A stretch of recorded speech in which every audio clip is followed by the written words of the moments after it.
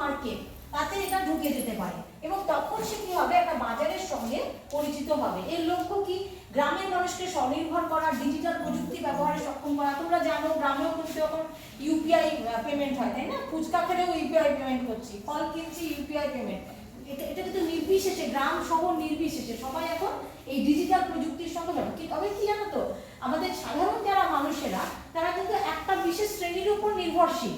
যেমন আমাদের ক্যান্টিনের দিদিদেরকেই এই ইউপিআই সিস্টেমটা করে দিয়ে গেছেন ব্যাংকের লোক, কিন্তু আসল উদ্দেশ্যটা হচ্ছে এই দিদিরাই শিখবেন প্রযুক্তিটা, ইউপিআই অ্যাক্সেস কি করে হয়, ইউপিআই অ্যাকাউন্ট কি করে খুলতে হয়, সেটাকে পরিচালনা কি করে করতে হয়, এই ট্রেনিংটাই কিন্তু দেওয়া এই পিএমজি দিশা প্রোগ্রামটার উদ্দেশ্য। হ্যাঁ, এর পরেরটা আরো ইন্টারেস্টিং, নমো ড্রোন দিদি স্কিম। হ্যাঁ, এই স্কিমটা এক্সক্লুসিভলি মেয়েদের জন্য। তারপরেরটা দাও, যেটাতে বড় স্ক্রিন আছে। হ্যাঁ, বড়টা আরেকটা আছে। হ্যাঁ, এটাতে পরেরটা এটাতে দেখো বেশ সুন্দর যে ড্রোন দেওয়া হবে। ড্রোন কি শুধু যুদ্ধের জন্য লাগে এটা তো নয়, ড্রোন অনেক কাজে লাগে। মেয়েরা ড্রোন পরিচালনা করবে, বিশেষ করে সেলফ হেল্প গ্রুপের মেয়েরা।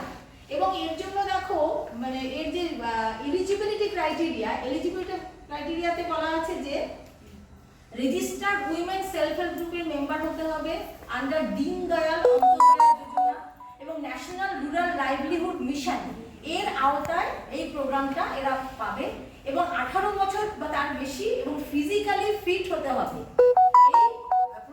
এই মানে সুযোগটা পেতে গেলে একজন মহিলাকে ফিজিক্যালি ফিট হতে হবে, কারণ ড্রোন পরিচালনা করা তার যে প্রযুক্তি, তাকে শারীরিকভাবে, মানে আমরাও কিন্তু ফিজিক্যালি ফিট, আমরা প্রায় 100, 200, 500 খাতা বই ইউনিভার্সিটি থেকে নিয়ে যাই বাড়ি থেকে খাতা দেখে আবার সেগুলো প্যাক করি।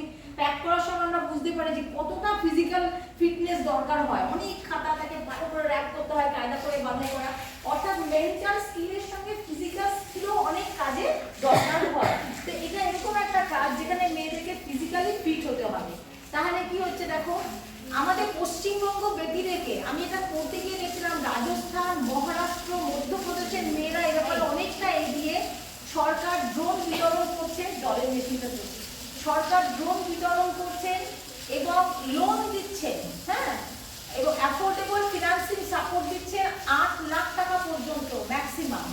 আর এই যে তোমার ইনভেস্টমেন্টটা হবে তার 80% সাবসিডাইজ, মানে 80% সরকার দেবে, 20% ব্যক্তিকে মহিলাকে খরচ করতে হবে। বেনিফিট কি, উইমেন এম্পাওয়ারমেন্ট হবে, এনহান্সেস কি হবে, economic independence and decision making role for women in agriculture. মূলত এই ড্রোন পরিষেবাটা, ড্রোন পরিচালনা বা ড্রোন প্রযুক্তিটা এগ্রিকালচারের সঙ্গে যে মেয়েরা যুক্ত, যে মহিলারা যুক্ত কৃষির সঙ্গে, তারা এই কাজে ভালো লাগাতে পারবেন।